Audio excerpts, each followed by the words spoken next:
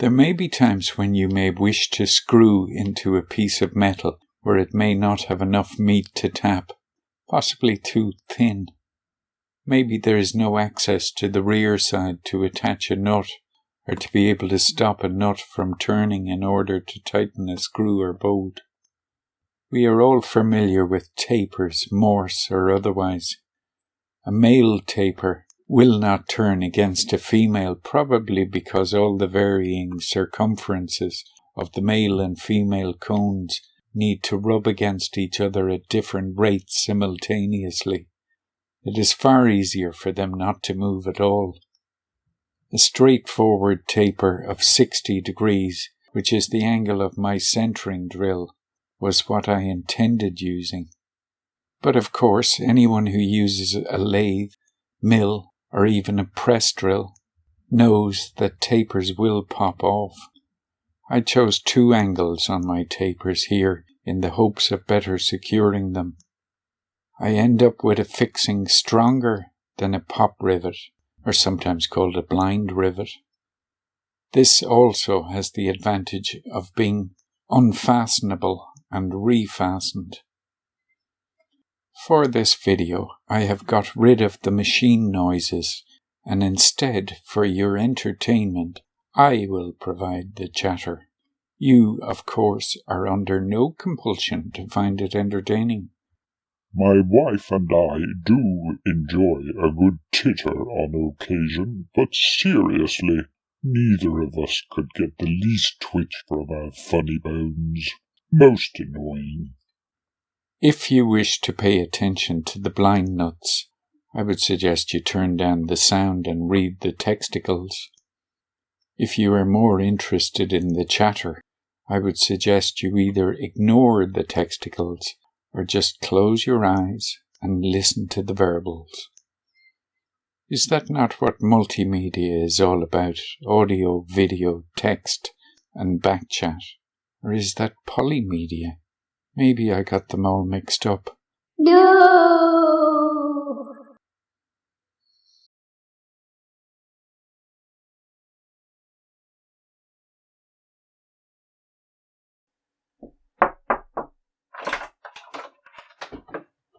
Hi, Doctor. I've come for my appointment. What time is it? 10 o'clock.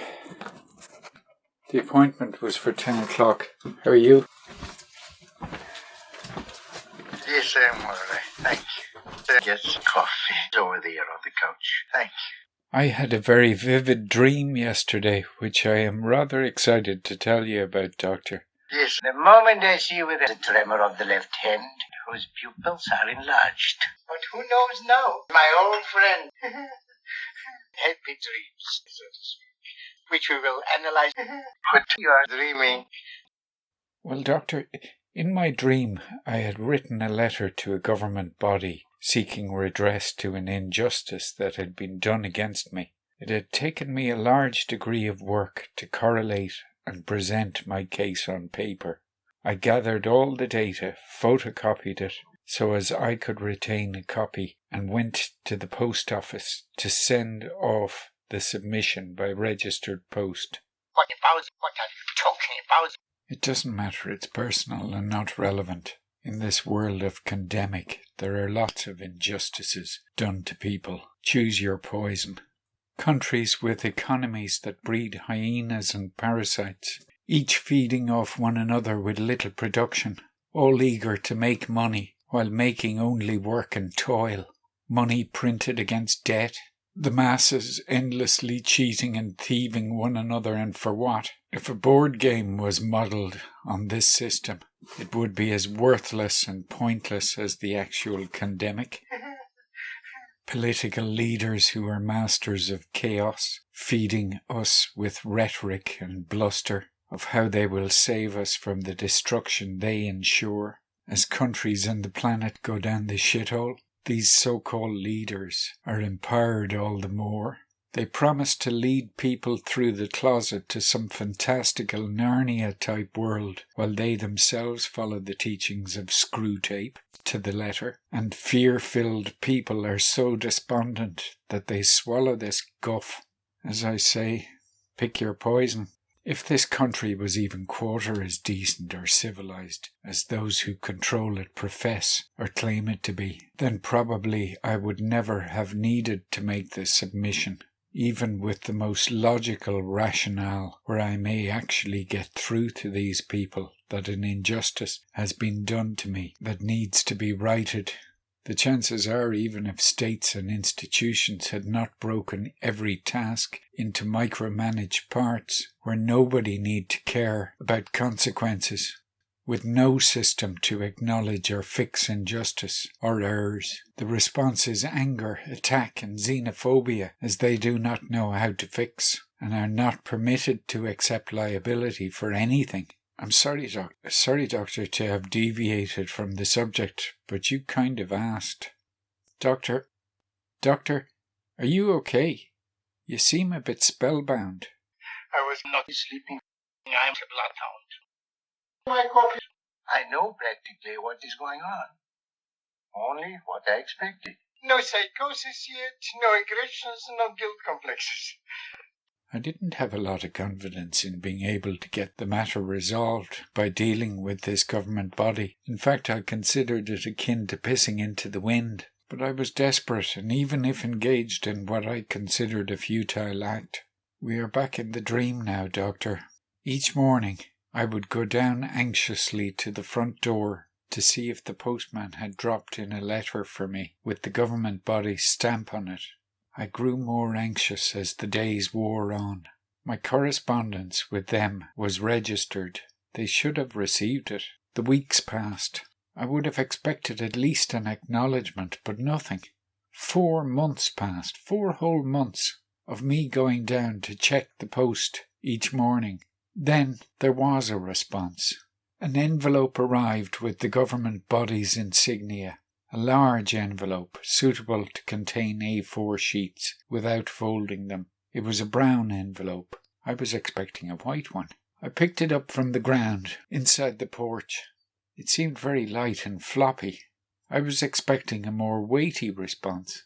I opened it with a certain degree of trepidation. I hoped and felt if this was a fair and just world, it would be good news. But knowing this abominable place, as I do, I did not have much hope of that. Nevertheless, in my wildest dreams I was not expecting to find what the brown envelope contained. There was a single sheet of A4 paper. 3/4 of the way down the sheet it was torn from right to left, 2/3 of the way across, like it got snagged and tore when being pulled from a printer, but deemed good enough to mail. The single page was a colour photocopy of a large grey government building, well maintained, Georgian in style, sharp corners. It had a wide granite stairway leading up to the large front entrance. In front of the building was what looked like a newly poured concrete path rising about 6 inches above a close-cut lawn, complete with manicured flower beds and rose bushes. The pavement had the same sharp edge as the building. Along the edge of the pavement, on this piece of paper, in a childlike block capital scrawl, reminiscent of the type of infantile writing that civil servants have to sign an intimidating letter. It's like they do it with their other hand, should they need to distance themselves and blame it on a temporary underling. Anyway, the single word scratched along the pavement in the picture was boring. B-O-R-I-N-G. Boring. This was a weird and strange dream. I was confused and disturbed. It seemed incredible to me that I could dream such a thing. What do you think, Doctor? I don't feel this was a lucid dream. My clear recall is more from how vivid and startling I found it. Look at you. What is there for you to see? We both know that the mind is operating on the lowest level of the intellect. So you think it's insignificant, the brain dribbling away during sleep? Do not complete this sentence with the usual contradictions. The next you will give me is the 3rd degree. You grant me I know more than you. But on the other hand, you know more than me. But Do you think one of the biggest brains who is in psychiatry is unable to make out 2 and 2 come out 4? The moment I see you... Doctor, I have got to go. I am not sure if I can schedule our next appointment. I will telephone your secretary if I can make it. My secretary is a rat, so you don't have to ask me any more questions. No, doctor, sorry, I must go now.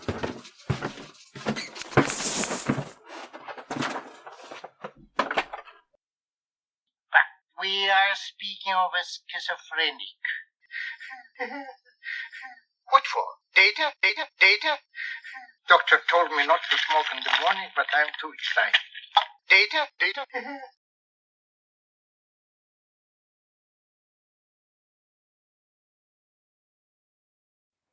Okay, it seems as if we've got a bit of time to kill.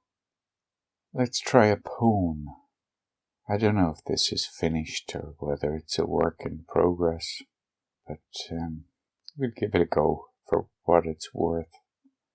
Working title, for what it's worth. Every poem needs a working title or a finished title. Okay, here goes. For what it's worth. I love my country, every rock and every stone, and if you come and join with me, we will never walk alone. I love my country, every rooftop, every laugh, and if you do not share my view, I can be your psychopath.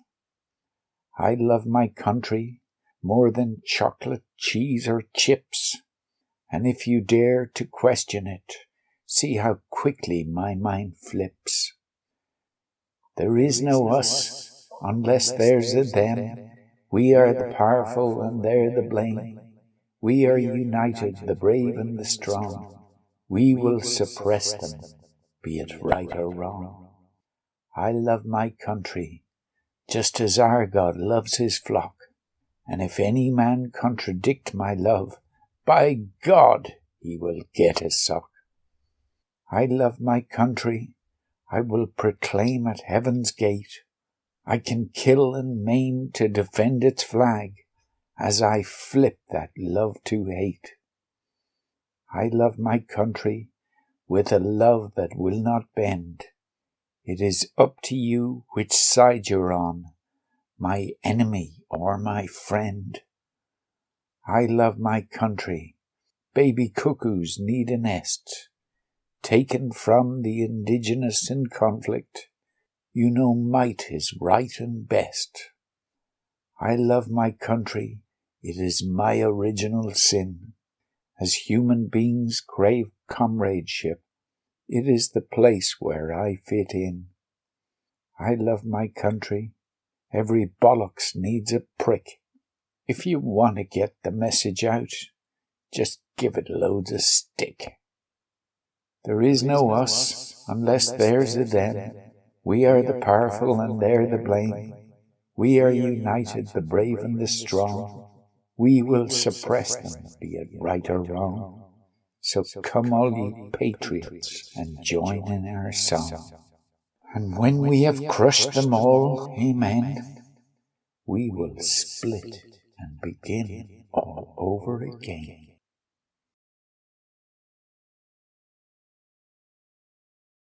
But who knows now what the devil you are trying to say? Good night and happy dreams, which we will analyze at breakfast.